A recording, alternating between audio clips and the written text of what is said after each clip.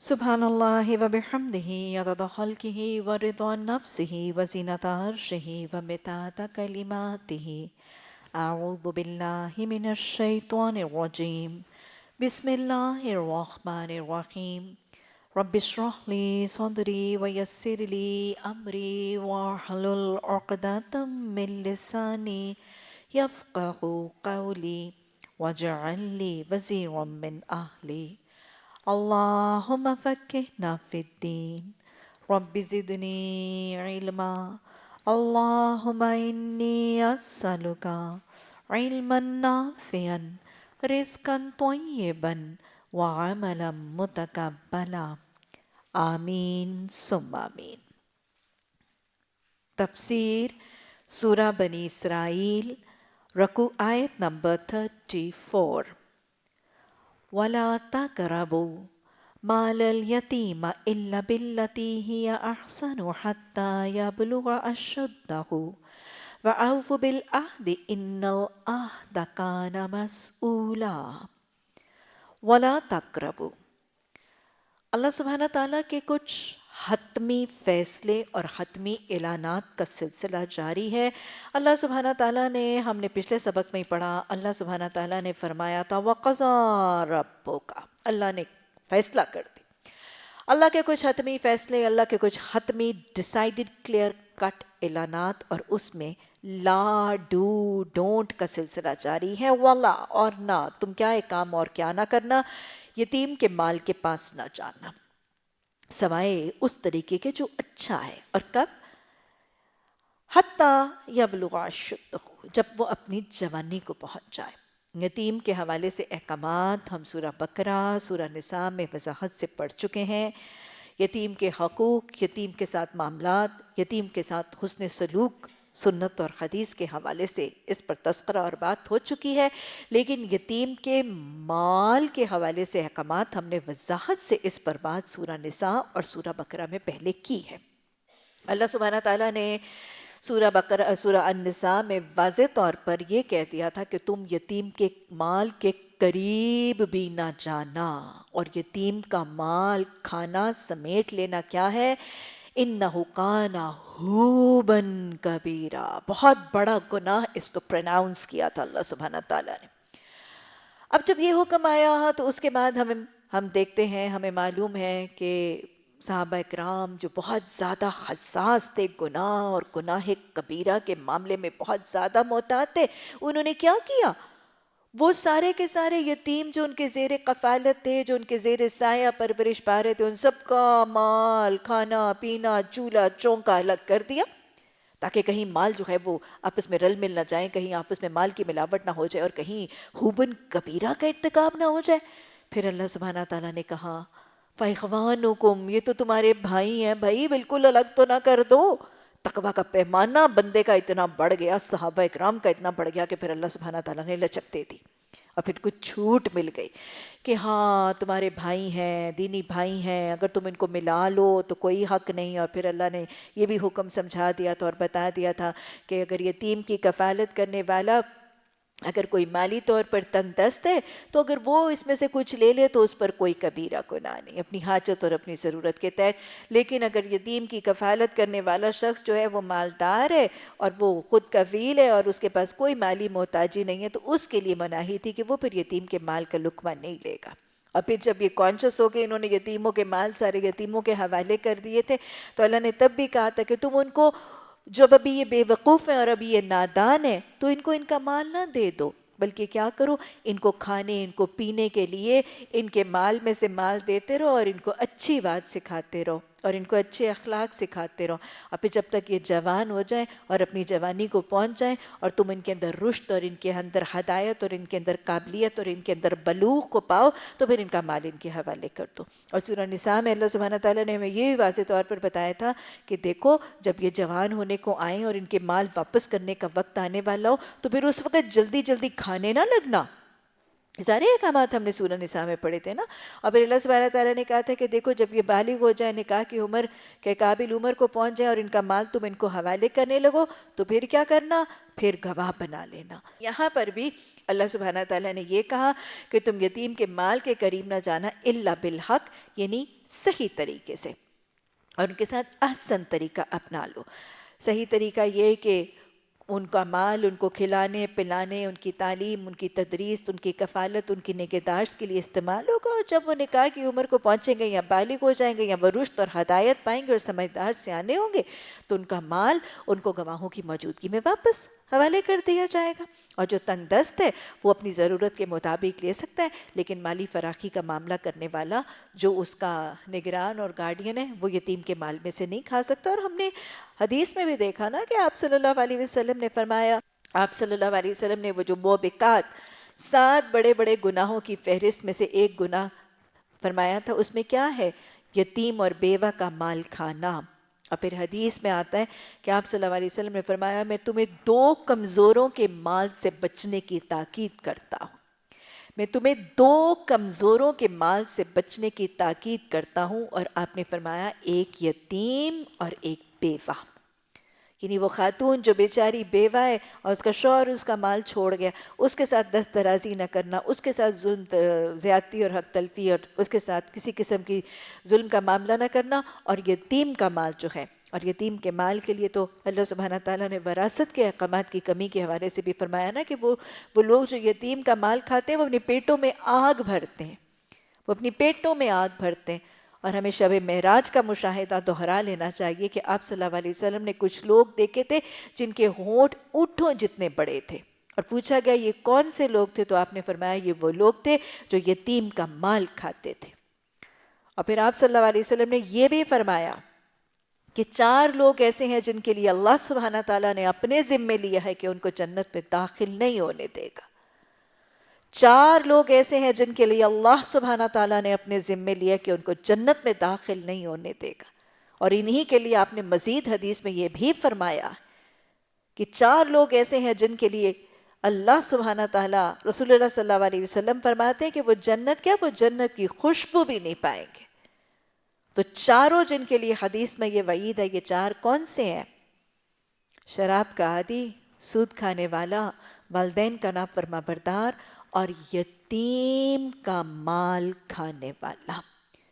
تو یہی اللہ نے یہاں پر بھی لا کر دیا کہ دیکھو تم یتیم کے مال کے قریب بھی نہ جانا. ہی احسن الا باللتی ہے احسن، صرف احسن طریقے سے پاس جانا. اور کیا کرو؟ وَأَوْفُوا، وفا کرو، پورے کرو، نبھاؤ. کون سی چیزوں کو؟ بالعہدی، عہد کو. کیوں؟ عہد کو کیوں نبھائیں؟ ان اللہ کان مسئولا، دیکھو عہدوں کے بارے میں تو قیامت کے دن سوال کیا جائے گا. افائے عہد کا حکم، کہیں ڈونٹ کہیں ڈو، کہیں امر کہیں نہیں.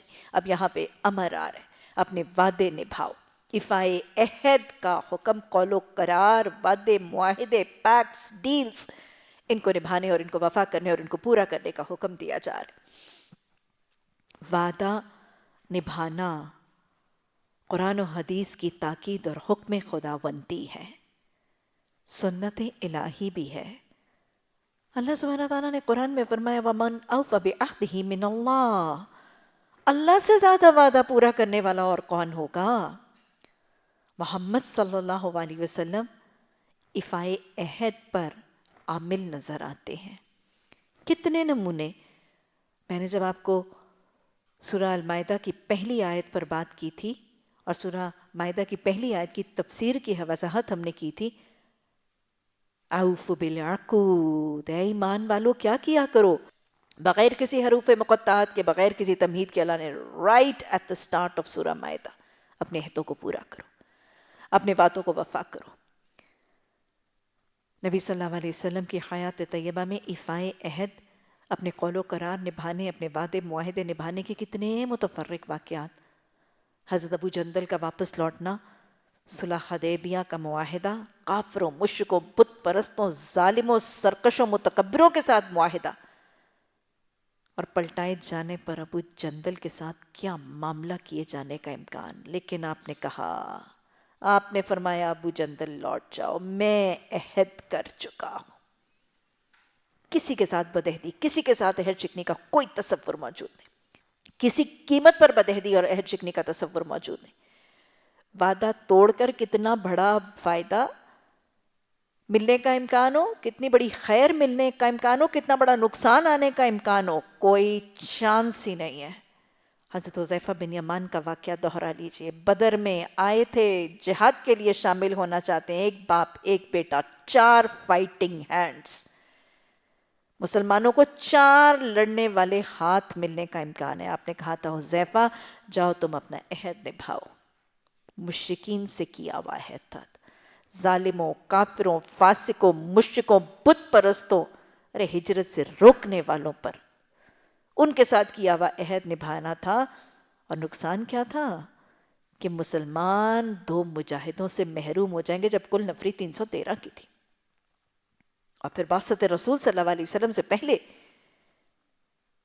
عہد نبھائے جا رہے ہیں، امانتیں نبھائی جا رہی ہیں، امانتیں لوٹائی جا رہی ہیں ہجرت کے وقت. کیونکہ آپ نے فرمایا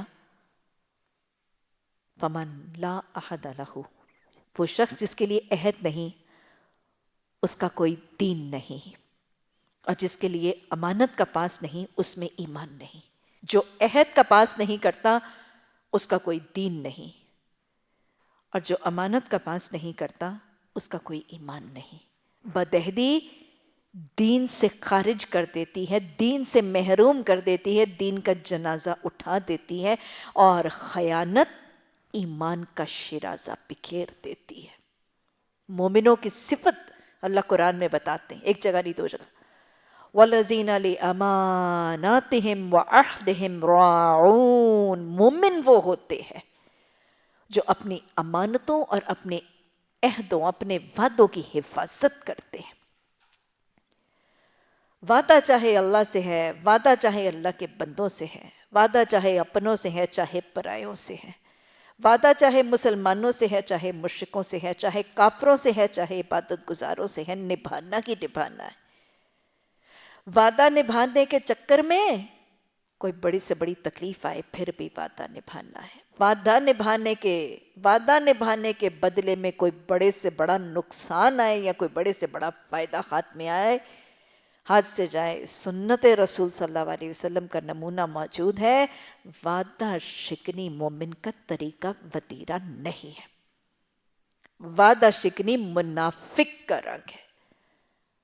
4 رنگ جو منافق کے ہیں: اذا حدث کذب، جب بات کرتا ہے جھوٹ بولتا ہے. دوسری صفت واذا وعد اخلف، جب وعدہ کرتا ہے خلاف ورزی کرتا ہے.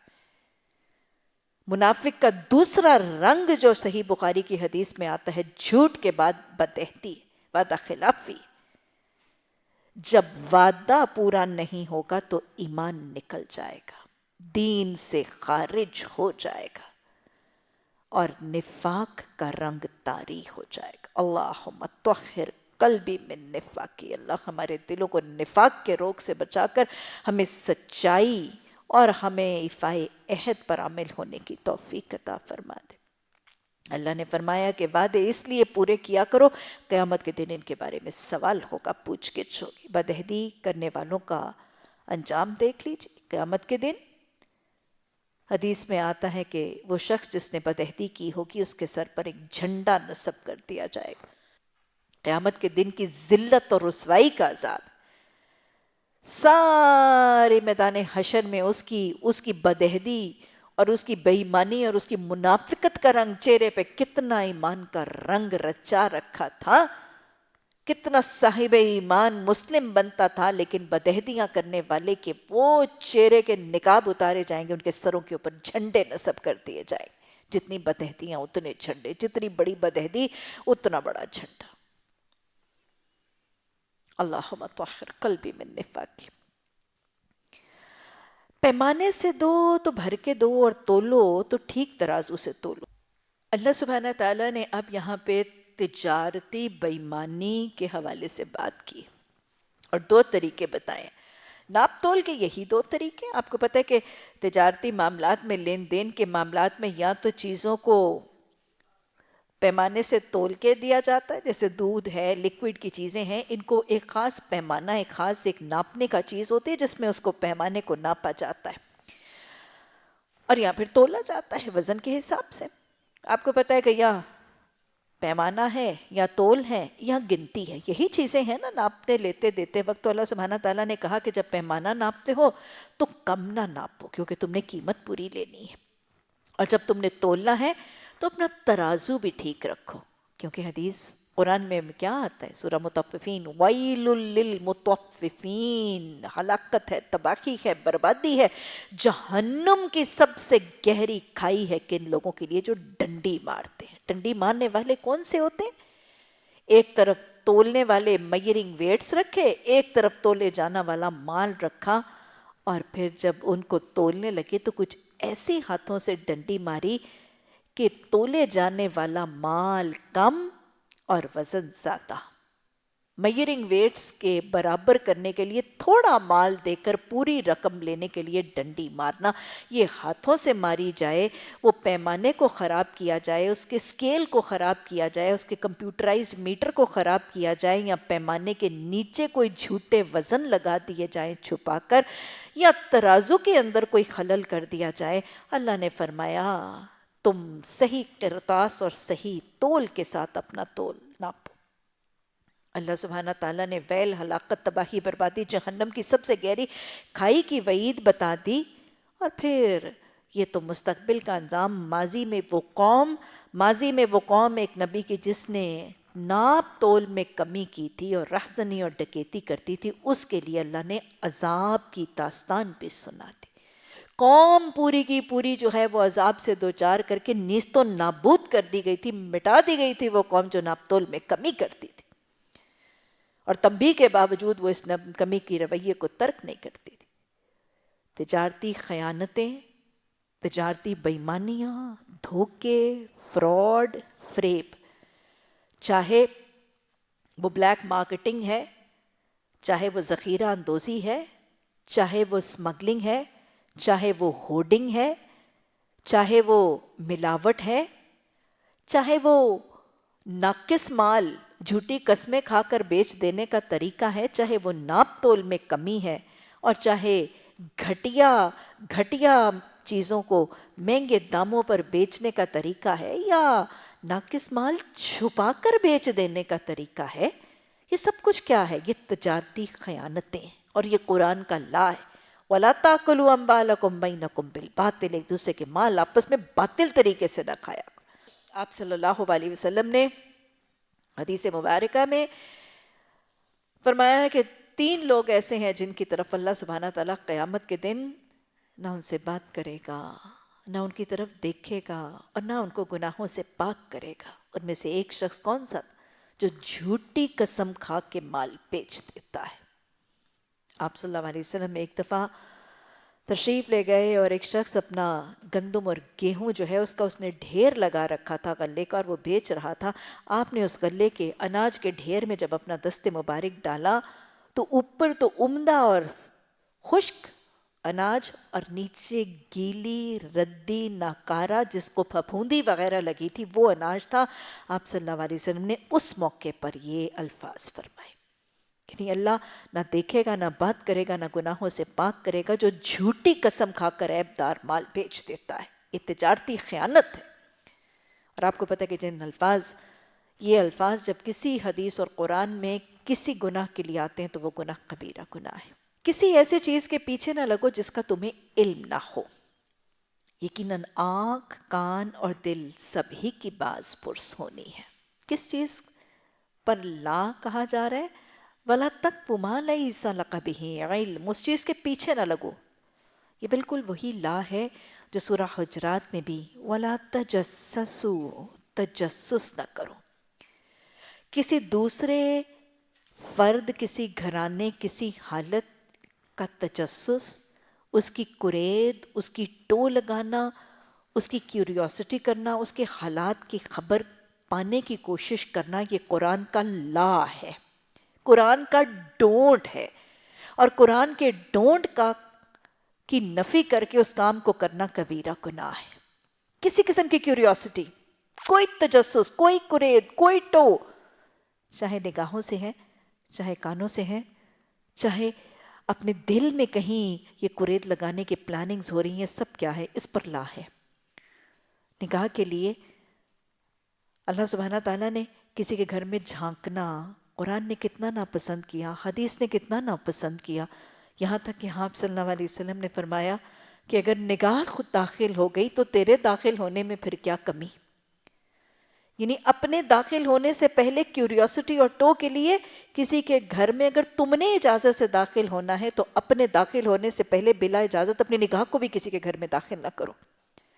اور یہاں تک اگر کوئی شخص کسی کے گھر میں بلا اجازت جھانکتا ہے، تانک جھانک کرنا،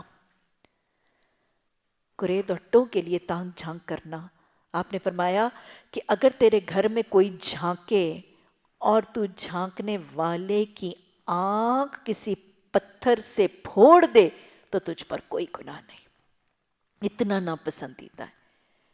جھانکے جانے والے کو اللہ نے قرآن میں رسول اللہ صلی اللہ علیہ وسلم میں اجازت دے دی کہ اگر تیرے گھر میں بلا اجازت کوئی جھانک کرتا ہے تو تجھے اجازت ہے کہ تو اس کی آنکھ پھوڑ دے، پتھر مار اور آنکھ پھوڑ دے۔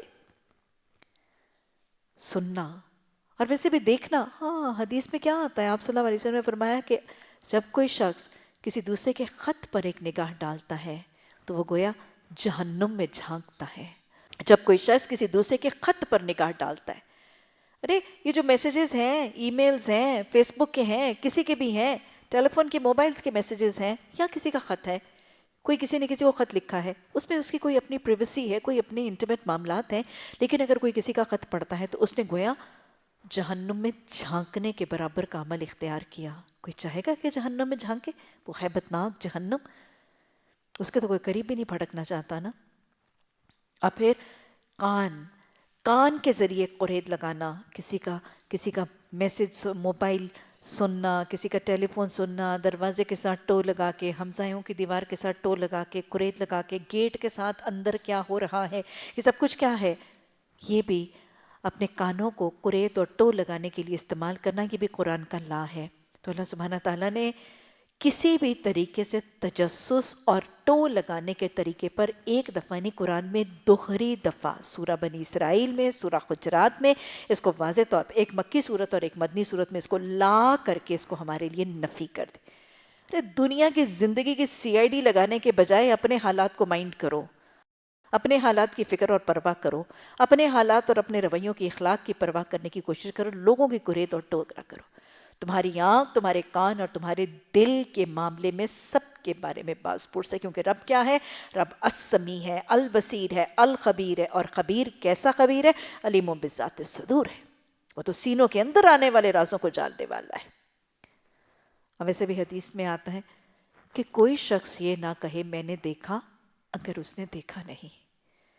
بے جا دیکھنے میں کرید کرنا بھی منع ہے، اور بغیر دیکھے کسی چیز کو اپنے ساتھ منسوب کرنا بھی منع ہے۔ زیب داستان کے لیے بہت سی چیزیں بڑھا دی جاتی ہیں۔ کوئی شخص یہ نہ کہے میں نے دیکھا اگر اس نے دیکھا نہیں، اور کوئی شخص یہ نہ کہے میں نے سنا اگر اس نے سنا نہیں، اور کوئی شخص یہ نہ کہے میں نے جانا اگر اس نے جانا نہیں۔ اگر کوئی چیز نہیں دیکھی، نہیں سنی، نہیں جانی، تو خود سے خود اس کو اضافہ کر کے زیب داستان کے لیے من گھڑت باتیں بنانا، بس وہ زبان کے چسکے، اور اپنے شاید میں بہت بڑی شہر خبری ہوں، مجھے ساری دنیا کی خبر ہے، تو بس یہ ساری چیزیں، اور اس میں جھوٹ بھی ہے۔ اللہ ہمیں ان ساری چیزوں کی قباحتیں اور کمپاؤنڈ گناہوں کو پہچان کر اللہ اپنی زندگی میں ان رویوں سے بچنے کی توفیق عطا فرمائے۔ وَلَا تَمْشِ فِي الْأَرْضِ مَرَحًا، اور کیا نہ کرو، وَلَا تَمْشِ، چلو نہ، کہاں پہ؟ فِي الْأَرْضِ، زمین میں چلنے پھرنے سے روک ٹوک ہو گئی؟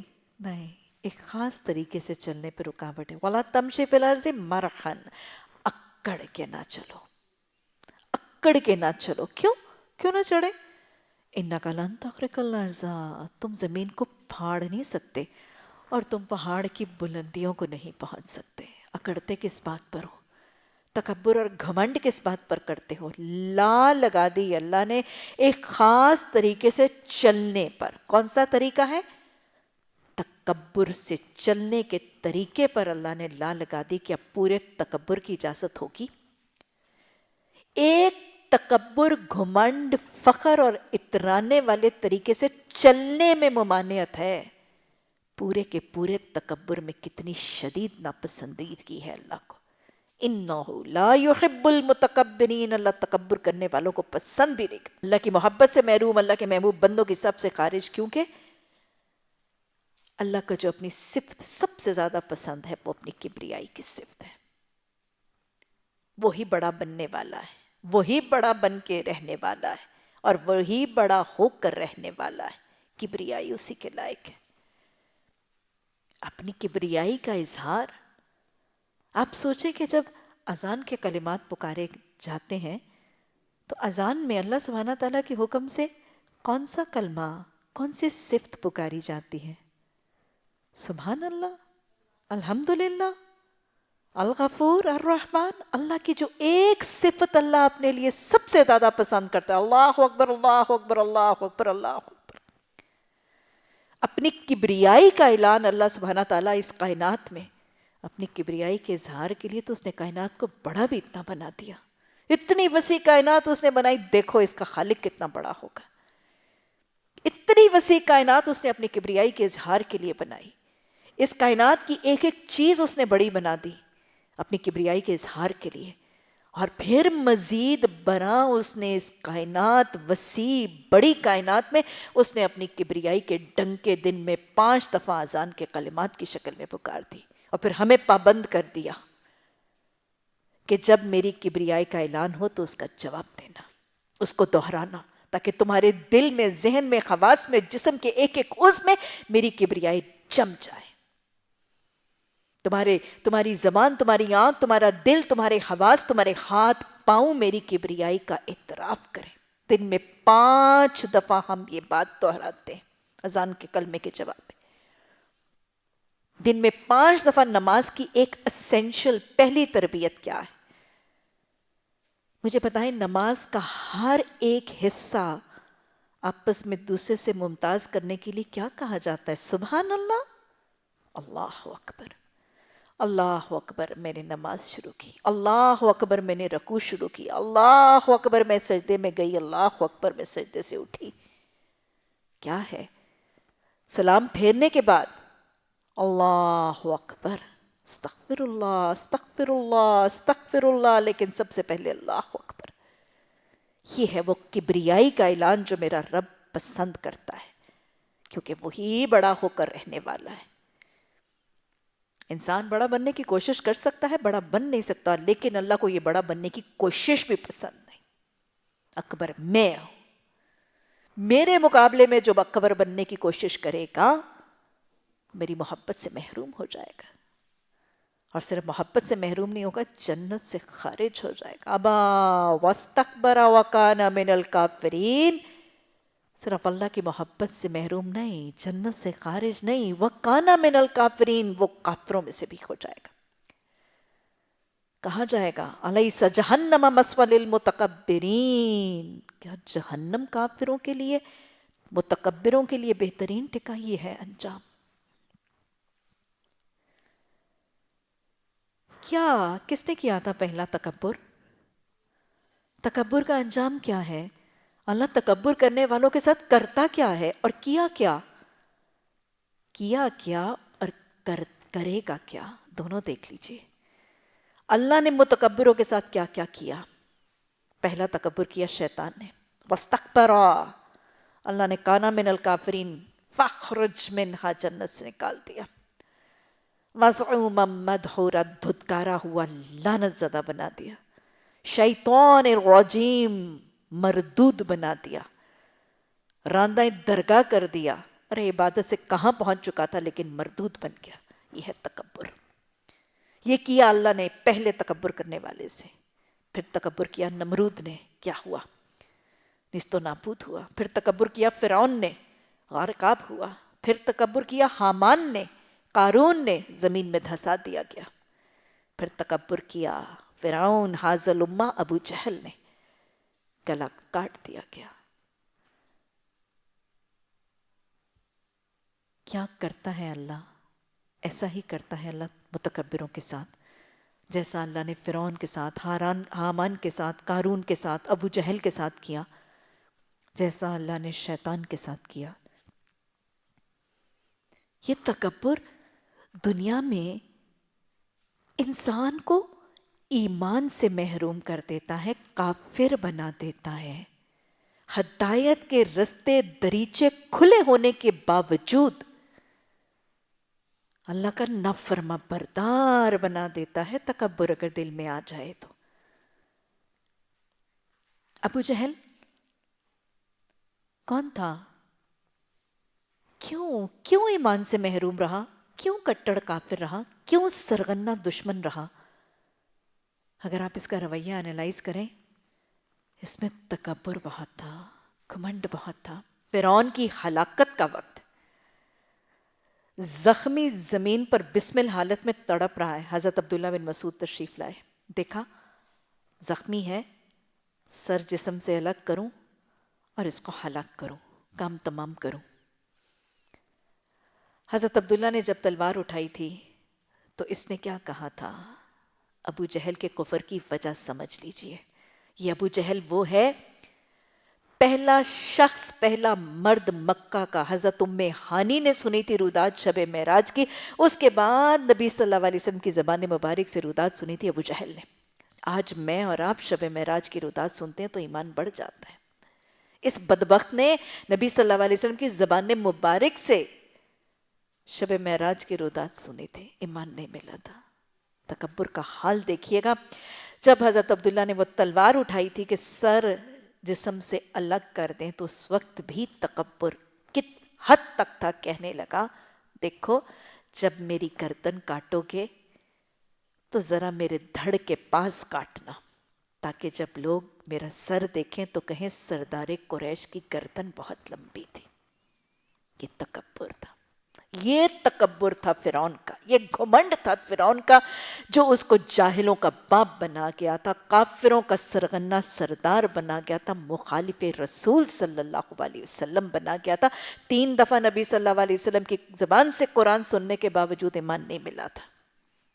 آتا تھا کلام پسند آتا تھا، دل ہلتا تھا، لیکن ایمان نہیں ملتا تھا۔ کیا کرتا؟ دل میں تکبر بسا رکھا تھا۔ یہ ہے تکبر، یہ کیا تکبر نے پچھلے گزرے ہوں سے، اور یہ کرتا ہے تکبر کسی متکبر کرنے والوں سے۔ ایمان برباد کر دیتا ہے، کفر آسان کر دیتا ہے، اللہ کی نافرمانی کے راستے کھول دیتا ہے۔ نور ہدایت کے دریچے کھلے ہونے کے باوجود کفر کا راستہ آسان کر دیتا ہے۔ یہ پہنچاتا ہے تکبر۔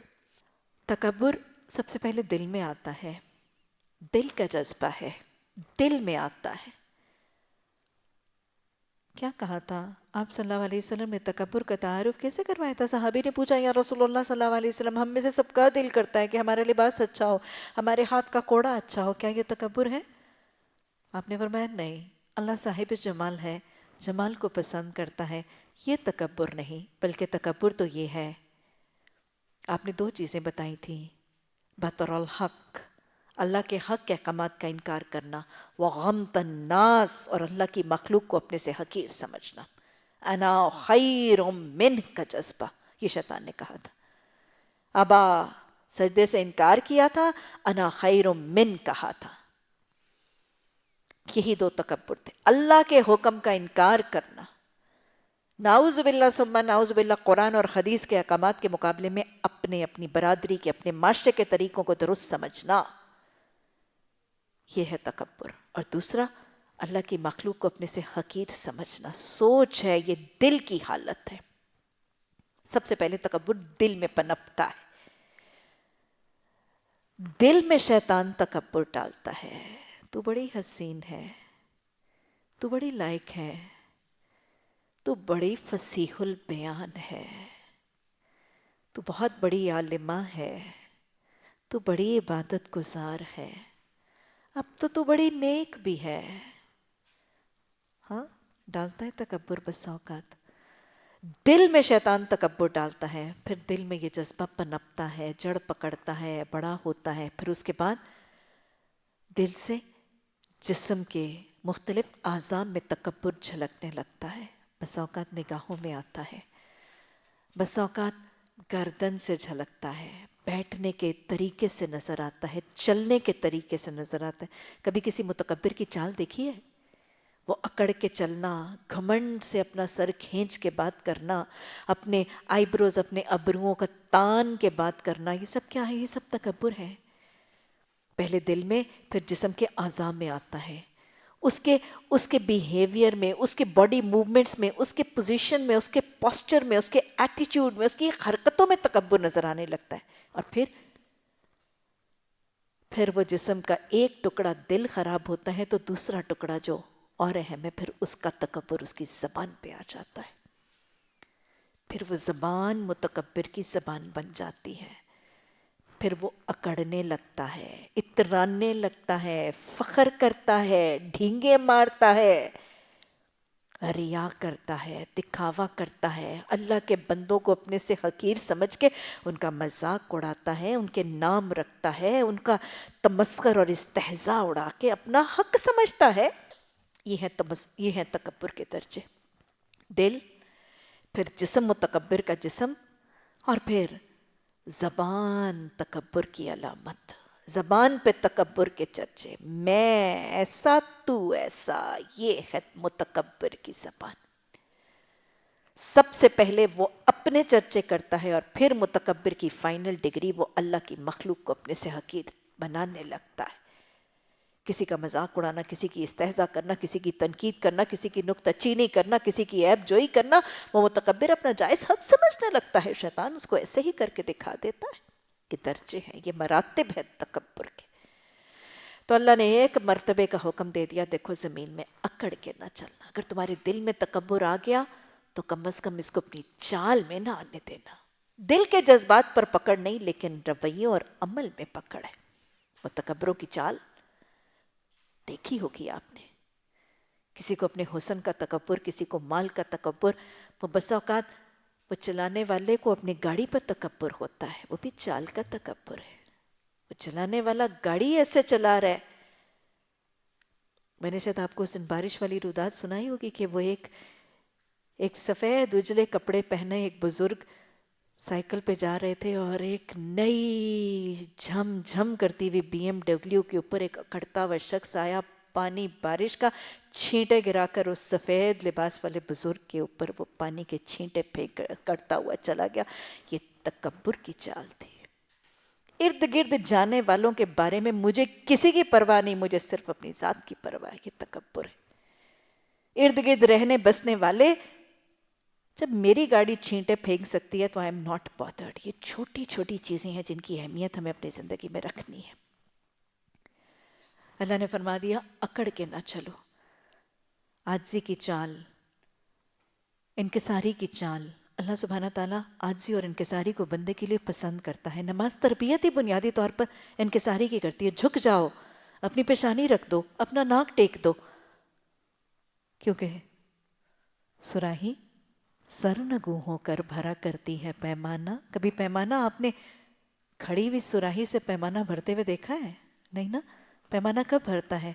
नेकियों का अमाल नामा भी और पैमाना भरना चाहते हैं तो झुकना पड़ेगा। अपने अंदर लचक लाए, अपने अंदर आजिज़ी लाए।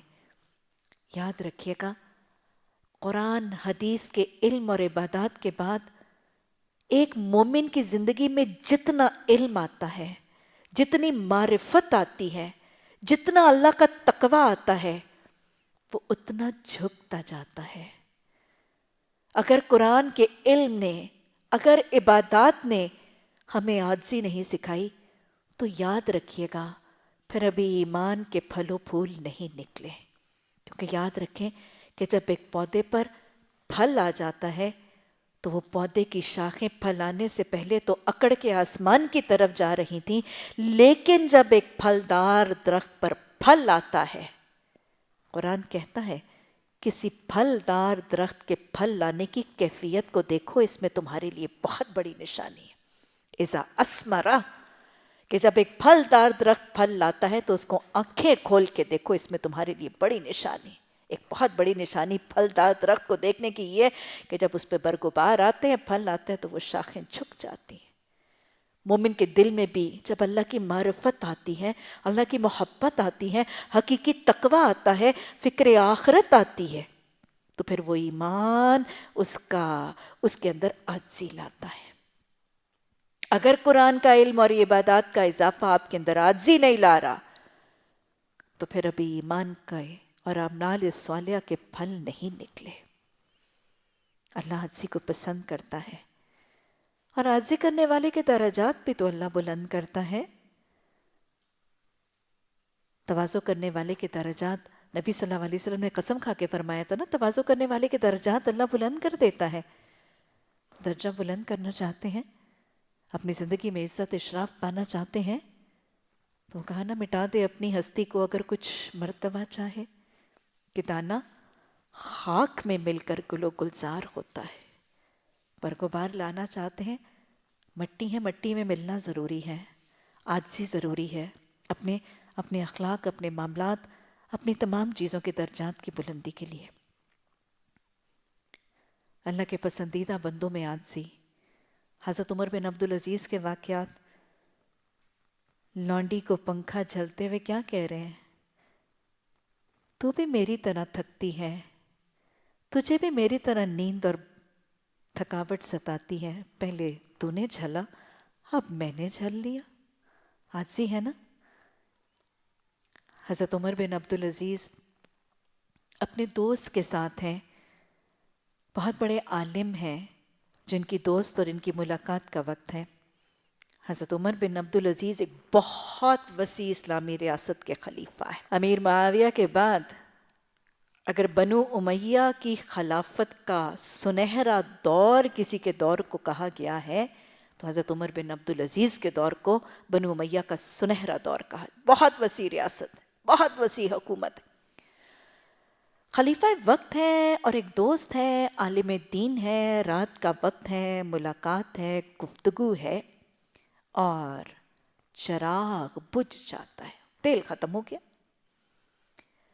دوست مہمان ہے، دوست اٹھتا ہے اور کہتے ہیں کہ میں چراغ میں تیل بھر کے لاتا ہوں۔ خلیفۃ المسلمین کہتے ہیں آپ میرے مہمان ہیں، آپ تشریف رکھیں، ہم مہمانوں سے خدمت کروایا نہیں کیا کرتے ہیں۔ عالم دوست نے اٹھ کے غلام کو پکارنا چاہا کہ غلام چراغ میں تیل بھرے۔ حضرت عمر بن عبدالعزیز نے اتنی دیر میں وہ چراغ اٹھایا، ان کو غلام کو جگانے سے منع کیا۔ سارے دن کا کام کاج کر کے تھک کے سویا ہے، سونے دے، ہم تو جاگ رہے ہیں، سویا ہوا اٹھ کے بھرے گا تو آسان ہے، یا جاگتا ہوا بھرے گا تو آسان ہے۔ بڑی لاجیکل سی بات ہے۔ چراغ اٹھاتے ہیں، تیل بھر کے واپس لاتے ہیں، چراغ جلا کے اپنے دوست عالم کے سامنے رکھتے ہیں اور کہتے ہیں میرے بھائی دیکھو، جب میں گیا تھا، یعنی چراغ لے کے جب تیل بھرنے کے لیے گیا تھا، میں تب بھی عمر بن عبدالعزیز تھا، اور چراغ بھر کے لایا ہوں تب بھی عمر بن عبدالعزیز ہوں، یعنی اس کام کے کرنے سے میرے شان میں کمی نہیں آئی۔ یہ ہے عاجزی، یہ ہے انکساری، اور انکساری تو نظر آتی ہے حضرت عمر خطاب میں۔ اصل میں حضرت عمر بن عبدالعزیز کی رگوں میں بھی تو حضرت عمر خطاب کا ہی تو خون ہے، وہی تو لڑی ہے، وہیں سے تو چلی نسل۔ حضرت عمر خطاب ہیں، اپنے آپ کو کیسے عاجزی سکھایا کرتے تھے، بس اوقات روتے تھے، خلیفۃ المسلمین ہے، عمر فاروق ہے، کہا کرتے تھے عمر آج تو عمر فاروق ہے اور کل تو بکریاں چرایا کرتا تھا، کوئی تیرا نام بھی نہیں جانتا تھا، کل تو بکریاں چراتا تھا اور بکریوں کی دمیں تھامتا تھا، آج تجھے اللہ نے عزت دی اور تو عمر فاروق بن گیا۔ اپنے آپ کو تربیت کی جا رہی ہے، تو کچھ نہیں ہے، وہ تو اللہ نے تجھے تعز من تشاء وتذل من تشاء وترزق من تشاء بغیر حساب، وہ تو اللہ نے تجھے رزق اور اللہ نے تجھے حکومت عہدہ اقتدار دے کر تجھے اس عمر سے عمر فاروق بنا دیا۔ تذکرہ کرنا ضروری ہے عاجزی کی تربیت کے لیے۔ اپنی میں کو دیکھا کرے، میں کون تھی آج اگر میں یہ بن گئی، میرا کیا کمال، میرا کیا فن، میرا کیا ہنر، میں حسین ہوں تو میرے رب کی دین، میں صاحب علم ہوں تو اس علیم کی مہربانی ہے، میں صاحب مال ہوں تو اس رازق کا کرم ہے، میں صاحب اقتدار ہوں تو اس کا انعام ہے، میں صاحب اولاد ہوں تو اس خالق کی مہربانی ہے، میرا کیا کرم، یہ تو اس کے وسائل ہے، اس کا سبب ہے، الحمدللہ۔ حضرت عمر جب فاتح بن کے بلائے جاتے ہیں، وَلَا تَمْشِ فِي الْأَرْضِ مَرْحًا کی بہترین تفسیر نظر آتے ہیں۔ شہر کی چابیاں سپرد کی جانی ہیں، مملکت کے لوگ، مغلوب لوگ کھڑے ہیں، خلیفۃ المسلمین کے لیے نگاہیں فرش راہ کیے کہ ابھی خلیفۃ المسلمین آئیں گے، پتہ نہیں کتنی بڑی ذات ہے، کیسے ہوں گے، کیسے روب دبدبہ، جن کی فوجوں کی یہ دھاک ہے، وہ خلیفہ کیسا ہوگا، خلیفہ کیسا ہوگا، جس نے مٹا دیا اپنی ہستی کو، وہ ایسا ہوگا۔ خلیفۃ المسلمین کے ساتھ ایک غلام ہے، ایک سواری ہے، سواری کی باری ہے، کھانے کے لیے ایک لکڑی کا پیالہ ہے، برتنوں میں صرف لکڑی کا پیالہ ہے اور کھانے کے لیے ستو ہے، چوک ہے، بس یہی زاد راہ ہے، یہی سامان راہ ہے، باری تقسیم ہے غلام میں اور آقا میں، اور جب شہر کی فصیل اور دروازے پہ داخل ہوتے ہیں تو عدل ہے، مساوات ہے، سادگی ہے، عاجزی ہے، انکسار ہے فاروق اعظم کی، کہ باری ہے سواری پر غلام کی اور امیر المومنین لگام تھامے ہیں۔ یہ کیفیت دیکھ کر شہر والے کیا پہچانے، لیکن شاید لباس دیکھ کر خلیفہ کا پہچان جاتے۔ غلام اوپر ہے، آقا نیچے ہے، لیکن آقا کی ایک اپنی پہچان اس کے لباس سے تو ہوتی ہے، لباس سے پہچان جاتے، لیکن مورخین نے لکھا کہ حضرت عمر جس لباس میں ملبوس تھے اس پہ 13 پیوند لگے تھے، 13 پیوند لگے تھے، اور ان 13 میں سے 4 موٹے چمڑے کے پیوند تھے۔ پہچاننے والے بھی تردد کا شکار ہیں، ان کا قصور نہیں ہے، یہ تو فاروق اعظم کی عاجزی ہے، لیکن اللہ کو یہ عاجزی پسند ہے، اور اللہ تواضع اور عاجزی کرنے والوں کے درجات بڑھا دیتا ہے۔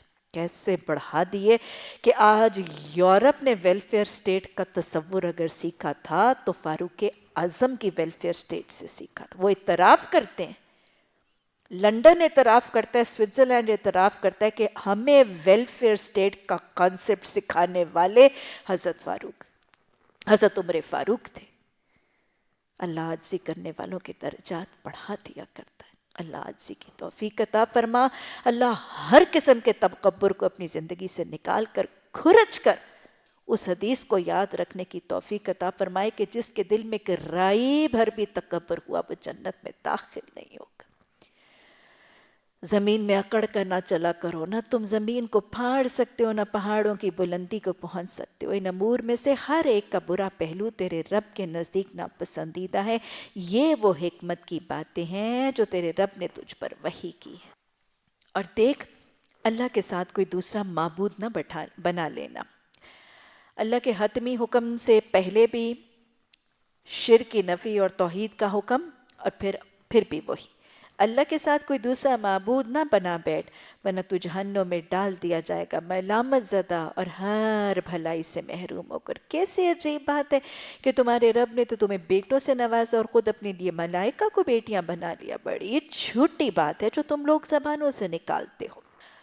اللہ سبحانہ تعالیٰ کے لیے بیٹیاں تصنیف کر لینا، یہ تذکرہ میں پیچھے بھی کر چکی ہوں، پھر ذرا دوہرا لیجئے۔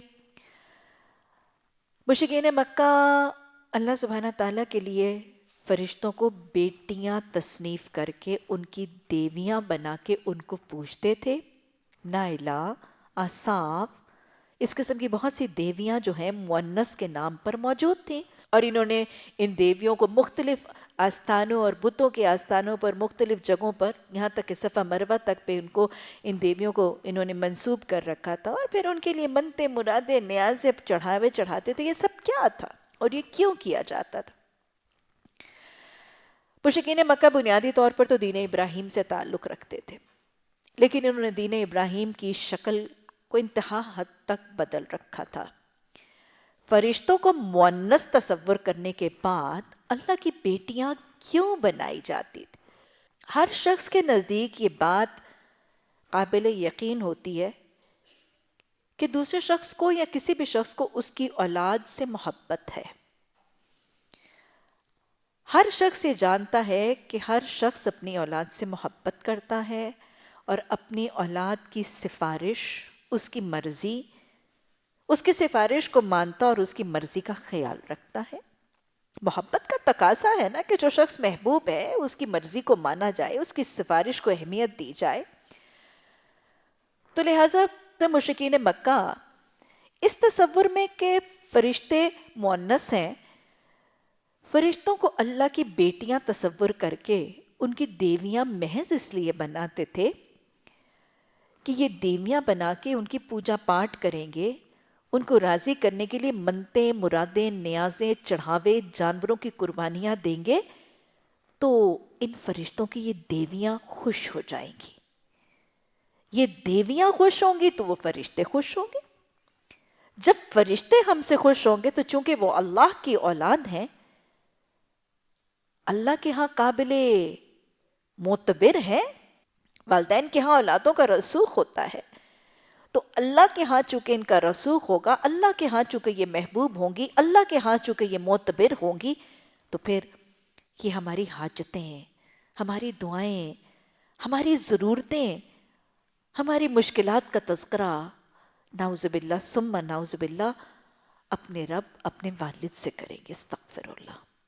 اور یوں ہماری حاجت رسائی اور ہماری دعائیں اور ہماری حاجتیں اپنے رب تک پہنچانے کا یہ وسیلہ بن جائے گا. یہ اللہ کی بیٹیاں ہیں، ان کی ہم دیویاں بنا کے ان کو خوش کریں گے. تو لہٰذا وہ اس حوالے سے فرشتوں کو اللہ کی بیٹیاں کر کے یہ ساری عبادات کا منصب ان کے ساتھ اس لیے کرتے تھے تاکہ یہ ہماری حاجتیں، ہماری دعائیں، ہماری درخواستیں ہمارے رب کے ہاں پہنچا دیں. اور دوسرا معاملہ اس لیے بھی کی جاتی تھی کہ وہ یہ کہتے تھے کیونکہ ایک دین کی بگڑی ہوئی شکل اور آخرت اور نجات اور بخشش کا تصور تو اور وہ تعارف تو ان کے ہاں موجود تھا نا، تو لہٰذا یہ سمجھتے تھے کہ یہ فرشتے چونکہ اللہ کی بیٹیاں ہیں، دنیا میں ان کی عبادت کر کے منتوں مرادوں سے جب ہم ان کو راضی کریں گے تو قیامت کے دن یہ اللہ کے حضور ہماری سفارش کریں گی. تو یہ جو سارے کا سارا تصور شرک کے حوالے سے یہ بتوں کا اور یہ بت پرستی کا تصور ہے، یہ بنیادی طور پر اسی لیے قوموں نے اختراع کیا کہ دنیا کی زندگی میں حاجت روائی اور قیامت میں ان کو اپنی سفارش اور شفاعت کے لیے راضی کیا جاتا ہے. اور یہی تصور مشرکین مکہ فرشتوں کی دیویاں بنا کر ان کی عبادت کا تصور کرتے تھے اور اللہ نے اس کی نفی فرما دی. ہم نے اس قرآن میں طرح طرح سے لوگوں کو سمجھایا کہ ہوش میں آ جائیں، مگر وہ حق سے اور ہی زیادہ دور بھاگتے جا رہے ہیں. اے محمد صلی اللہ علیہ وسلم، ان سے کہو اگر اللہ کے ساتھ کوئی دوسرے خدا بھی ہوتے جیسے کہ یہ لوگ کہتے ہیں تو مالک عرش کے مقابلے پر پہنچنے کی ضروری کوشش کرتے. پاک ہے وہ اور بالا تر ہے ان باتوں سے جو یہ لوگ کہہ رہے ہیں. اس کی پاکی تو ساتوں آسمان اور زمین اور ساری چیزیں بیان کر رہی ہیں جو آسمان اور زمین میں ہیں.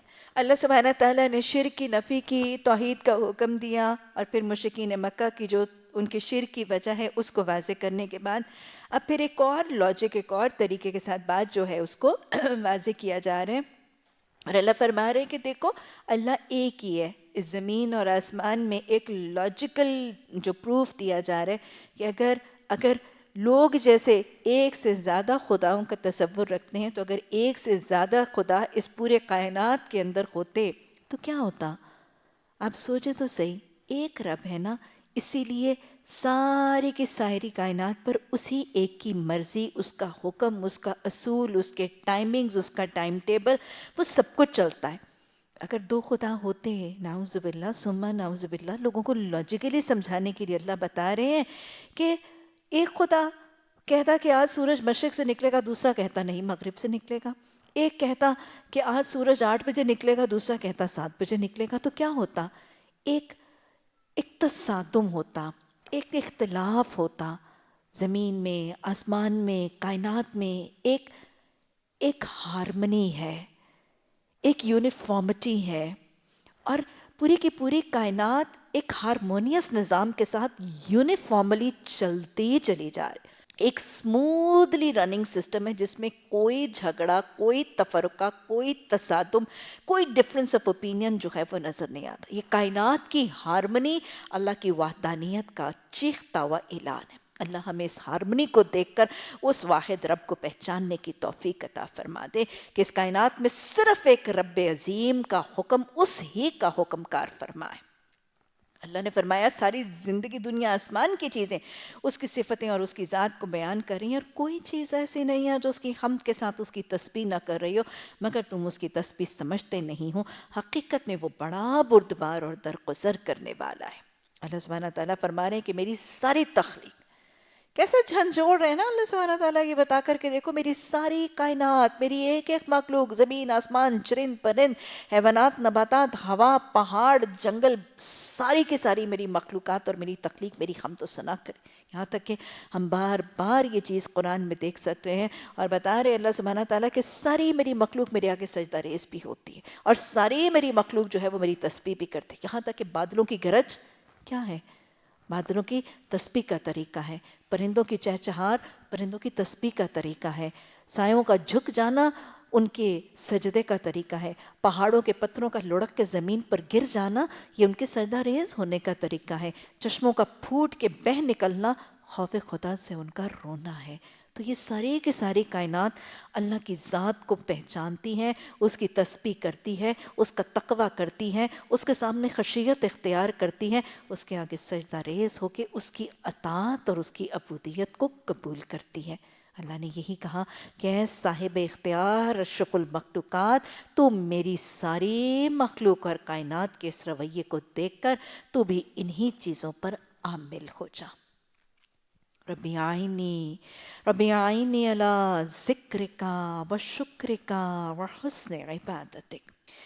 جب تم قرآن پڑھتے ہو تو تمہارے اور آخرت پر ایمان نہ لانے والوں کے درمیان ایک پردہ حائل کر دیتے ہیں. اللہ سبحانہ تعالیٰ فرما رہے ہیں کہ جب ایک محفل میں کوئی قرآن پڑھنے والا قرآن پڑھتا ہے تو ظاہر ہے محفلیں تو ہمیشہ رلی ملی ہوتی ہیں نا، کچھ لوگ اللہ کو آخرت کو ماننے والے اور کچھ نہ ماننے والے. تو اللہ فرما رہے کہ ایک محفل جہاں پہ قرآن پڑھا جا رہا ہوتا ہے نا، اس محفل میں ہم اللہ اور اللہ کی ملاقات اور آخرت کو ماننے والوں اور اللہ اور آخرت کی ملاقات کو نہ ماننے والوں کے درمیان ایک پردہ حائل کر دیتے. کیا فرما رہے؟ حجاب مستورہ، ایک حجاب، ایک پردہ عائد کر دیتے. کیا ہم نے کبھی محفل میں کوئی ایسا پردہ، کوئی ایسا اسکرین، کوئی ایسا کرٹن دیکھا ہے؟ محفلوں کے اندر قرآن کی تعلیم اور تدریس کی محفلوں کے اندر آپ نے کبھی کوئی ایسا اسکرین، کوئی ایسا پردہ، کوئی ایسی لٹکتی ہوئی چیز دیکھی ہے کہ اس پردے کے ایک طرف جو ہیں وہ اللہ کو ماننے والے اور اللہ کی ملاقات کا یقین رکھنے والے اور دوسری جانب دوسرے، اور وہ پردہ ان دونوں کے درمیان رکاوٹ اور بیریئر ہو؟ نہیں، کبھی بھی نظر نہیں آیا ایسا پردہ. پھر یہ کیا ہے؟ اللہ کہہ رہے اور اللہ سچ ہی کہہ رہے. اللہ سبحانہ تعالیٰ فرما رہے حجاب مستورہ، ایک چھپا ہوا سا پردہ، ایک چھپا ہوا پردہ ہے، ایک انویزیبل سا پردہ ہے جو کیا کرتا ہے؟ جو انویلپ کر لیتا ہے، انکیپسولیٹ کر لیتا ہے کچھ لوگوں کے دلوں کو. پوری محفل کے درمیان کوئی اسکرین، کوئی ابسٹرکشن، کوئی بیریئر، کوئی رکاوٹ نہیں ہے.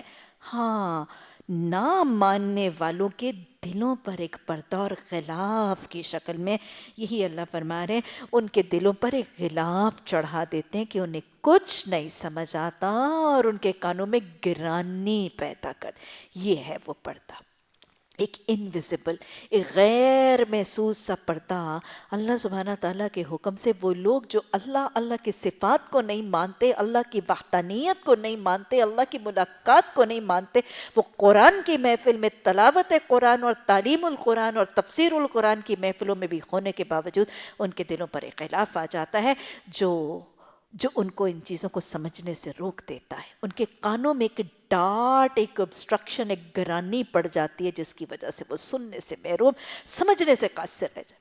آواز تو آتی ہے، لا یفقہون، سمجھ نہیں آتی. قطرے تو پڑتے ہیں، جذب کچھ نہیں ہوتا. یہ کون سا غلاف ہے؟ تو آپ صلی اللہ علیہ وسلم نے فرمایا تھا کہ جب کوئی شخص گناہ کرتا ہے تو اس کے دل پر ایک سیاہ قطرہ لگ جاتا ہے، ایک سیاہ دھبا ڈاٹ لگ جاتا ہے. اگر وہ توبہ کر لیتا ہے تو اس کا وہ سیاہ دھبا دھل کے صاف ہو جاتا ہے. لیکن اگر وہ توبہ نہیں کرتا تو پھر کیا ہوتا ہے؟ آہستہ آہستہ کثرت ذنب، گناہوں کی کثرت اور استغفار کی کمی کی وجہ سے پھر اس کا سارا دل سیاہ ہو جاتا.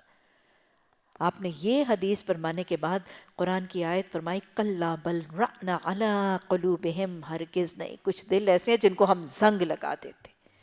یہ گناہوں کی کثرت اور استغفار کی کمی، یہ گناہوں دلوں کو سیاہ کر دیتی ہے، دلوں کو زنگ لگا دیتی ہے. یہ وہی دل ہیں جس کے لیے اللہ کہتے ہیں ان پر غلاف ہیں، ان پر پردے ہیں، ان پر ڈاٹ ہیں، ان پر مورے ہیں. ختم اللہ علی قلوبہم، یہ وہی دل ہے، یہ وہی دل ہیں جن کے لیے اللہ کہتا ہے ان پر زنگ ہے.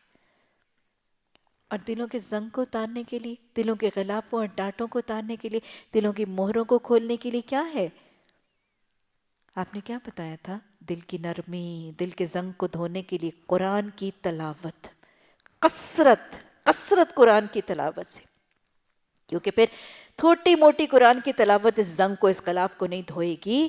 پھر کثرت سے قرآن کی تلاوت، لذتوں کو مٹانے والی چیز موت کو کثرت سے یاد رکھنا، دل کی نرمی، معاشرے کے کمزور طبقے کی کفالت، خبرگیری اور ان کے دکھوں کو محسوس کر کے حساسیت، یہ دل کے غم، دل کے ان کثیف گند کو، اس کثیف زنگ کو اور اس غلاف کو اتار دیتی ہے.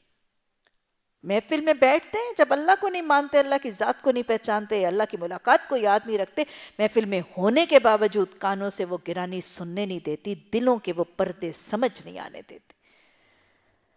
اللہم اجعل فی قلبی نورا وفی سمعی نورا وفی بصری نورا وعن یمین نورا وعن یسار نورا وفوق نورا وتحت نورا وامام نورا وخلف نورا واجعل لی نورا. اللہ یہ نور ہمیں عطا فرما. اچھا، پھر اس کے بعد اسی قرآن کی محفل اور قرآن کی تعلیم کا تذکرہ کرتے ہوئے فرمایا جب تم قرآن میں ایک ہی رب کا ذکر کرتے ہو، یعنی ایک محفل کا تذکرہ کیا جا رہا ہے، قرآن کی تعلیم ہوتی ہے تو سمجھنے والوں کو سمجھ آ جاتا ہے، لیکن ان کے اور دوسروں کے درمیان ایک حجاب ہے، نہ سمجھنے والوں کو کچھ سمجھ نہیں آتا. اب قرآن پڑھنے والا قرآن میں جب ایک رب کا تذکرہ کرتا ہے، ایک رب کا تذکرہ کرتا ہے، توحید کا عقیدہ بتاتا ہے، شرک کی نفی کرتا ہے، تو پھر کیا ہوتا ہے؟ جب تم قرآن میں اپنے ایک ہی رب کا ذکر کرتے ہو تو وہ نفرت سے منہ موڑ لیتے ہیں. ہمیں معلوم ہے کہ جب وہ کان لگا کر تمہاری باتیں سنتے ہیں تو کیا سنتے ہیں، اور جب باہم بیٹھ کر سرگوشیاں کرتے ہیں تو کیا کہتے ہیں. یہ ظالم آپس میں کہتے ہیں یہ تو سیر زدہ آدمی ہے جس کے پیچھے تم لوگ چلے جا رہے ہو.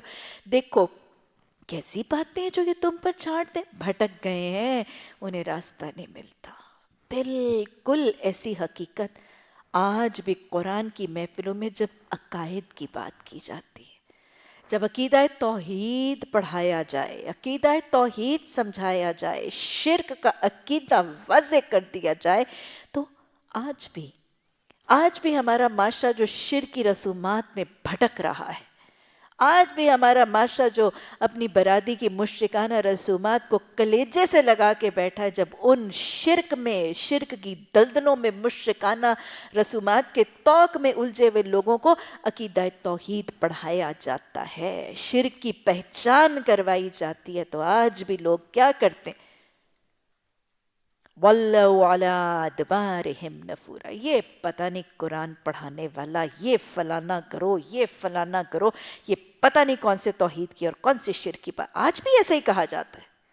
آج بھی جب توحید کا عقیدہ پڑھایا جائے اور شرک کی بات کی جاتی ہے، ہمارے معاشرے کی گھٹی میں رچی بسی ہیں یہ شرک کی رسمیں، یہ شرک اور یہ بدعت کی بات جب کی جاتی ہے تو وہ محفلیں خالی ہونے لگتی ہیں. لوگ کہتے ہیں یہ پتہ نہیں، یہ فلاں ہے، یہ فلاں ہے، میں تو فلاں کو جانتی لی، اس لیے نام نہیں لیا کرتی. لوگ ٹائٹل لگا دیتے ہیں کبھی کسی چیز کا کبھی کسی چیز کا، اور کہتے ہیں کہ یہ فلاں گروہ والے، یہ فلاں گروہ والے، یہ پتہ نہیں کون سے شرک کی باتیں کرتے.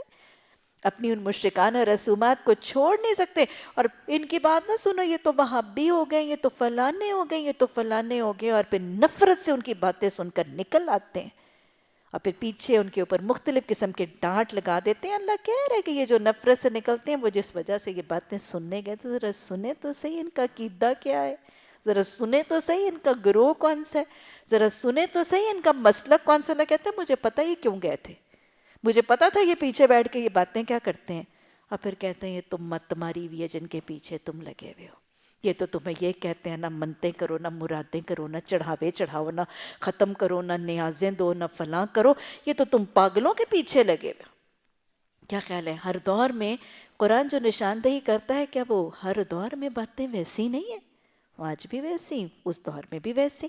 اللہ سبحانہ تعالیٰ ہمیں اس ایک فرقے میں شامل کرتے جس کے لیے تو نے کامیابی کی خوشخبری سنائی تھی. اچھا، کون کون سے عقیدوں کی بات ہو رہی ہے؟ عقیدہ توحید اور عقیدہ آخرت کی بات ہو رہی ہے. مختلف طریقوں سے بات سمجھائی جا رہی ہے. عقیدہ توحید اور شرک کی نفی کی بات کرنے کے بعد اللہ عقیدہ آخرت کا تصور ایک اور طریقے سے سمجھا رہے ہیں. ان لوگوں کو جب عقیدے کی بات کی جاتی ہے، پہلے تو اللہ نے کہا توحید کی بات کی جاتی ہے تو ان کے اور عام لوگوں کے درمیان کیا ہوتا ہے؟ ماننے اور نہ ماننے والوں کے درمیان خلاف. سمجھ ہی نہیں آتی. اگر سمجھ آ جائے تو پھر کانوں میں سے بات کچھ نہیں آتی، کانوں میں گرانی. اور اگر کچھ سن لیتے ہیں تو نفرت سے منہ موڑ لیتے ہیں، منہ موڑ کے بتانے والوں پر تنقید کرتے ہیں. یہ تو توحید اور شرک کے حوالے سے ان کا رویہ ہے. آخرت کے حوالے سے نہ ماننے والوں کا طریقہ کیا ہے؟ جب ان کو اللہ کی ملاقات کا یقین دلایا جاتا ہے تو وہ کہتے ہیں ہاں جب ہم ہڈیاں ہو جائیں گے اور خاک ہو کر رہ جائیں گے تو ہم نئے سرے سے پیدا کر کے اٹھائے جائیں گے. یعنی آخرت کو نہ ماننے والے کیسا تذکرہ کرتے ہیں؟ دیکھو ہمیں ہڈیاں، ہمیں جب جسم میں دبا دیا جائے گا کیڑے خاک ہو جائیں گے، گوشت ختم ہو جائے گا، ہڈیاں مٹی میں رل مل جل کے خاک دھول بن کے اڑ اڑا جائیں گی، پھر ہم کیسے سارے کے سارے ہمارے جسم کا ریزہ ریزہ منتشر ہو گیا ہوگا، پھر ہم کیسے جمع کیے جائیں گے؟ اللہ کے لیے منتشر ریزہ جمع کر کے انسان کو کھڑا کرنا صرف کلمہ کن ہے، صرف ایک کلمہ کن ہے. اللہ قرآن میں کہتا ہے وہ جس نے پہلی دفعہ بنایا کیا اس کا دوبارہ بنانا اس کے لیے زیادہ مشکل تھا؟ یہی شک، یہی اعتراضات کہ جسم منتشر ہو جائے گا، خاک دھول بن کے اڑ جائے گا، ریزہ ریزہ ہمارا الگ ہو جائے گا، کہ اللہ پھر ہمیں اٹھا کے کھڑا کرے گا؟ حدیث بتاتی ہے انسان کو جب نئے سرے سے بنایا جائے گا تو اس کی تخلیق کا آغاز کہاں سے ہوگا؟ ہمیں حدیث کے حوالے سے مختلف حدیث کی اگر میں سمری آپ کو بتاؤں اور اس کا خلاصہ آپ کو بتاؤں تو ہمیں حدیث بتاتی ہے کہ انسان کی جسم کی ہڈیاں اور انسان کے جسم کا ایک ایک ریزہ خاک اور دھول بن کے منتشر ہو جاتا ہے. اس کی ریڑھ کی ہڈی کی سب سے آخری مہرہ، میڈیکل سائنس میں اسے کاکسکس کہتے ہیں، عام ٹرمینالوجی میں اس کو ریڑھ کی ہڈی کا سب سے نچلا مہرہ یا ٹیل بون کہا جاتا ہے. دم کی ہڈی سب سے چھوٹا سا اتنا سا مہرہ ہوتا ہے. انسان کی تخلیق کا آغاز اس کی ریڑھ کی ہڈی کے آخری مورے سے ہوگا، کیونکہ حدیث کی روح سے پتہ چلتا ہے کہ اس کے جسم کی ایک ایک ہڈی، ایک ایک جسم کا عضو اعضا مٹی دھول بن کے منتشر ہو جائے گا، لیکن اس کے ریڑھ کی ہڈی کا آخری جز اور آخری مہرہ وہ ریزہ ریزہ نہیں ہوتا، مٹی اس کو نہیں کھاتی، اور وہیں سے پھر انسان کی تخلیق کا آغاز ہوگا. اب میڈیکل سائنسز بتاتے انسان کی ساری ہڈیوں کو تیزاب اور تیز سے تیزاب میں ڈال دو، ہڈیاں گل جاتی ہیں، ڈسالو ہو جاتی ہیں، لیکن کاکسکس یا ٹیل بون ڈسالو نہیں ہوتی.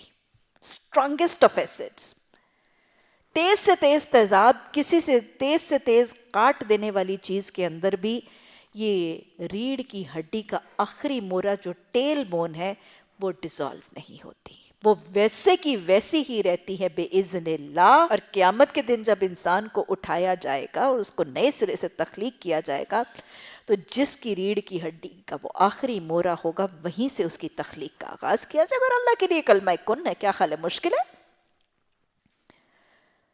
وہ واقعہ بھول گئے کہ وہ جس شخص نے کہا تھا، گناہ گار نے کیا کہا تھا؟ اتنے گناہ کیے کوئی بھلائی کی نہیں، کوئی گناہ چھوڑا نہیں، بیٹو جلا دینا اڑا دینا. ہاں جلا دیا گیا، اڑا دیا گیا، دھول بنا دیا، بہا دیا، ریزہ ریزہ منتشر ہو گیا. اللہ نے کیا کہا؟ کن بنا کے سامنے کھڑا کر دیا گیا. اب بتا کیوں کہا تھا اڑانا، کیوں کہا تھا بہانا؟ کہا اللہ گناہ بہت کثیر تھے، اللہ گناہ بہت کثیر تھے، سبھی کر ڈالے تھے، تیرے سامنے کھڑے ہونے کا خوف آ گیا تھا. اللہ کو یہ تقوی پسند آ گیا، اللہ نے اس متقی کے گناہ بخش دیے تھے. یہ ہے موت سے پہلے کا تقوی، یہ ہے موت سے پہلے کا تقوی. اللہ کے لیے اٹھانا مشکل نہیں. وہ کہتے ہیں کہ کیا ہم نئے سرے سے پیدا کیے جائیں گے؟ جواب دیا گیا، مکالمہ ہو رہا ہے. ان سے کہو تم پتھر ہو جاؤ، تم لوہا بھی ہو جاؤ، اس سے بھی زیادہ سخت چیز جو تمہارے ذہن میں قبول خیال سے بعید تر ہے، تم پھر بھی اٹھ کر رہو گے. اچھا وہ پوچھیں گے کون ہے جو ہمیں زندگی کی طرح پلٹائے گا؟ یعنی پہلے تم مان ہی نہیں رہتے، ہم بنائے جائیں گے، ہم اٹھائے جائیں گے. اللہ نے جواب دیا تم جو مرضی بن جاؤ، جہاں مرضی چلے جاؤ، جیسے مرضی منتشر ہو جاؤ، تمہیں اٹھنا ہے. اچھا یہ تو مان لیا اٹھنا ہے، کون اٹھائے گا ہمیں؟ اگلا سوال ویری ریشنل، ویری لاجیکل. اللہ نے فرمایا جو ہمیں پھر زندگی کی طرف لائے گا. جواب میں دو وہی جس نے تمہیں پہلے پیدا کیا تھا. بھائی یہ اس سے زیادہ ریشنل جواب ہے. لو جیسے پہلی دفعہ پیدا کیا تھا کہ اس کو پھر بنانا مشکل ہے. اب بات دل کو لگی ہے ان کے، وہ سر ہلا کے بات تو ٹھیک ہے، وہ تو پھر سے پیدا کر سکتا ہے. وہ سر ہلا ہلا کے جواب، اچھا تو یہ کب ہوگا؟ کتنا ایک خوبصورت سا ایک ریشنل سا مکالمہ چل رہا ہے. ہم کیسے اٹھیں گے؟ لو تم تو اٹھو گے ہی اٹھو گے. کون اٹھائے گا؟ جس نے پہلے پیدا کیا. اچھا کب اٹھیں گے؟ لو تمہیں کیا پتا؟ وہ وقت قریب ہی آ لگا ہو. اللہم اغفر لنا وللمؤمنین والمؤمنات. تمہیں کیا پتا وہ وقت قریبی آ لگا ہو جس روز وہ تمہیں پکارے گا، تم اس کی حمد کرتے ہوئے اس کی پکار کی جواب میں نکل آؤ گے، اور تمہارا گمان اس وقت یہی ہوگا کہ ہم بس تھوڑی دیر اس حالت میں پڑے. ارے احمقو، یہ دنیا کی زندگی جو تمہیں اتنی اہم لگتی ہے، یہ دنیا کی زندگی جو تمہیں اتنی عزیز ہے، یہ دنیا کی زندگی جب تم اٹھو گے تمہیں لگے گا کہ ایک گھڑی، ایک دن کا حصہ، ایک دن کا ایک لمحہ گزار کے آئے. اے محمد صلی اللہ علیہ وسلم میرے بندوں سے کہہ دو، قل عبادی، ایک حکم ہے جو محمد صلی اللہ علیہ وسلم کے توسط سے مجھے آپ کو دیا جا رہا ہے. میرے سب بندوں کو کہہ دو جو میری بندگی کرتے ہیں، ایاک نعبد کہتے ہیں، میری بندگی لا الہ الا اللہ کا اعتراف کرتے ہیں، ان سبھی بندوں کو کہہ دو یقول التی ہی احسن، وہ کیا کہا کریں؟ وہ بات کہا کریں جو احسن ہے، وہ بات کیا کریں جو احسن ہے. ہم سب کو بندگی کا اقرار کرنے والوں، بندگی کا قول و قرار کرنے والوں کو کیا مطالبہ کر رہا ہے قرآن کہ تم بات کیسے کرو جو بات احسن ہے، سب سے زیادہ حسین بات. تمہارے بات کے کا انداز حسین ہونا چاہیے، اس کے اخلاق حسین ہونے چاہیے، اس کے موضوعات حسین ہونے چاہیے. وہی جو اللہ نے عہد لیا تھا وَقُولُوا لِلنَّاسِ حُسْنًا، وہی حکم دہرایا جا رہا ہے کہ سب لوگوں کے لیے حسنہ اور احسن بات کیا کرو. اخلاق، موضوعات، انداز، بات کرنے والے کا چہرہ اور لباس نہیں، اس کے اخلاق حسین ہونے ضروری ہیں. بات کرنے والے کا سٹائل نہیں، اس کے موضوعات کے اندر احسان ہونا ضروری ہے. بات کرو تو احسن بات کرو، حسن اخلاق کی بات کرو، کیونکہ رسول اللہ صلی اللہ علیہ وسلم نے فرمایا تھا عائشہ حسن اخلاق تمام اعمال پر سبقت دے گئے، حسن اخلاق تمام اعمال پر سبقت دے گئے. قیامت کے دن جس دن اعمال کو تولا جائے گا، وزن کے لحاظ سے سب سے بھاری اعمال حسن اخلاق ہوں گے.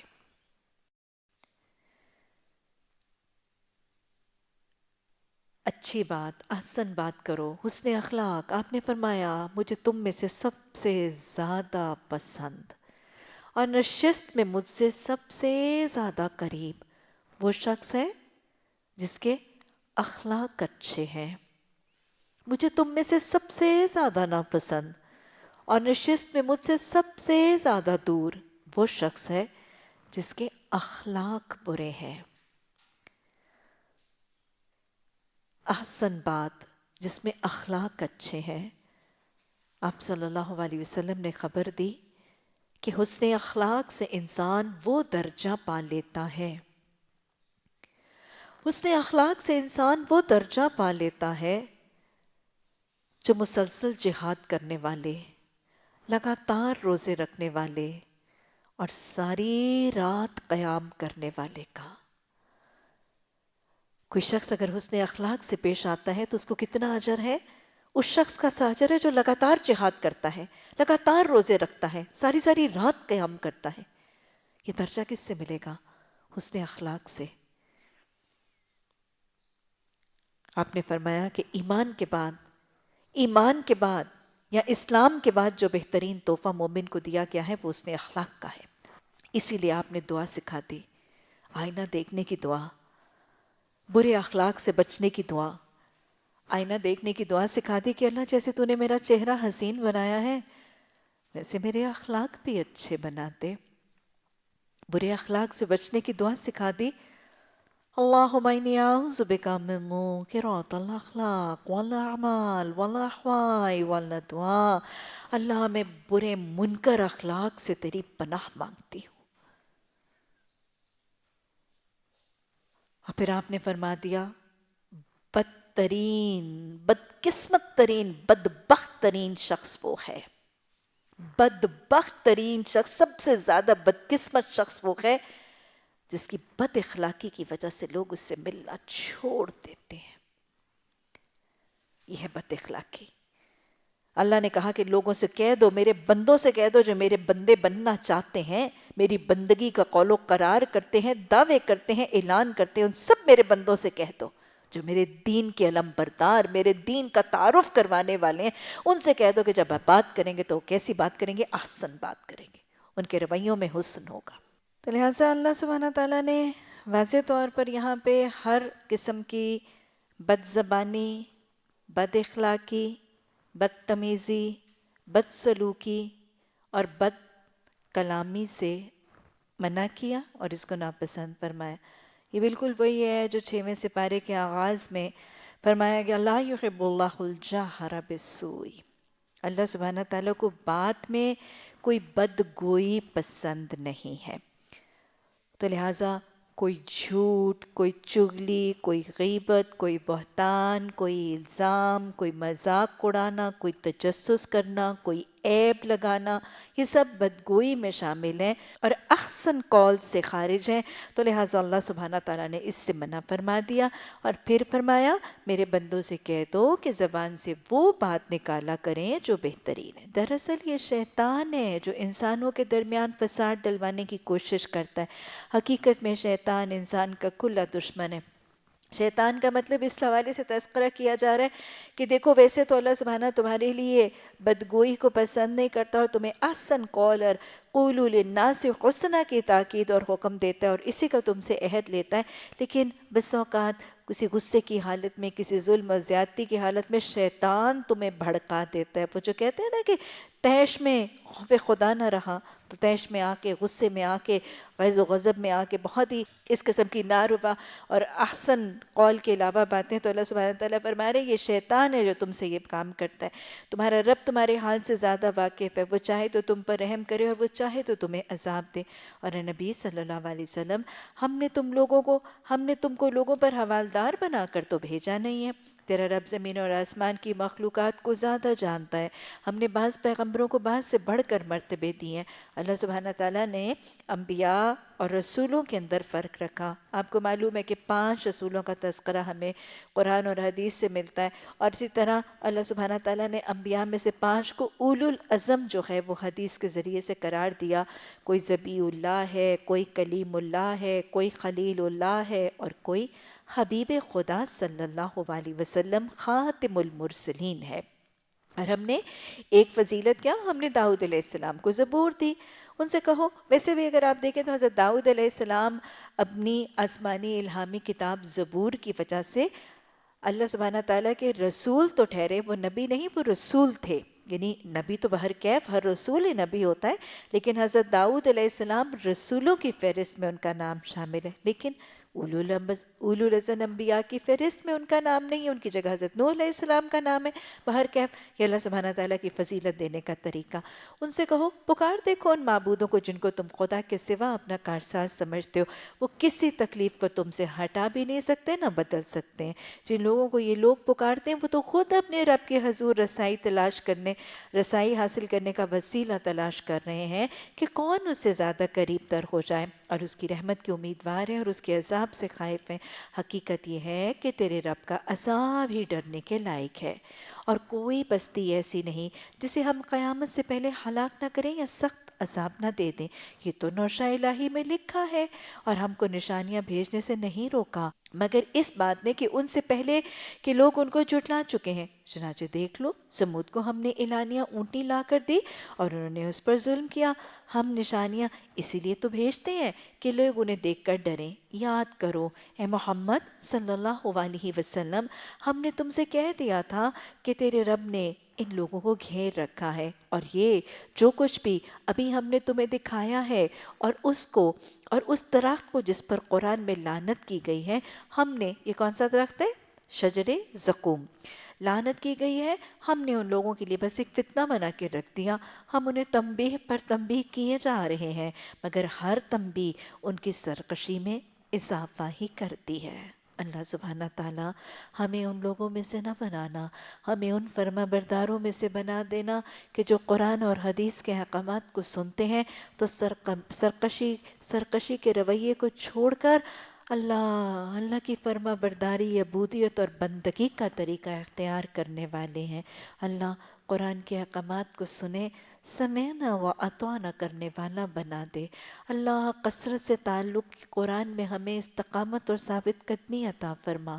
اللہ جو سنے، اللہ بغیر کسی ضد اور ٹیڑھ کے اللہ اس کو سمجھنے والا خوش نصیب بنا۔ جو سمجھیں اسے یاد رکھنے کی توفیق عطا فرما۔ جو دل و دماغ میں رچ بس حفظ ہو جائے، اللہ اس پر عمل کرنا، اللہ توفیق بھی دینا، ثابت قدمی بھی دینا، اللہ اس میں استقامت بھی دینا، اور اللہ ہم سب کو شیطان کی اکساہٹوں سے اپنی حفاظت عطا فرمانا۔ اللہ سبحانہ تعالیٰ ہماری اولادوں کا، ہماری نسلوں کا ولی بن جا، محافظ بن جا، نگران بن جا۔ اللہ جنت کے راستے پر چلنا ہم سب کے لیے آسان کر دے۔ جنت کے یہ راستے سیکھ کر اپنے گھروں کو جنت بنانا ہم سب کے لیے سہل کر دے۔ ربنا لا تزغ قلوبنا بعد إذ هديتنا وهب لنا من لدنك الرحمة إنك أنت الوهاب۔ سبحانك اللهم وبحمدك نشهد أن لا إله إلا أنت نستغفرك ونتوب إليك۔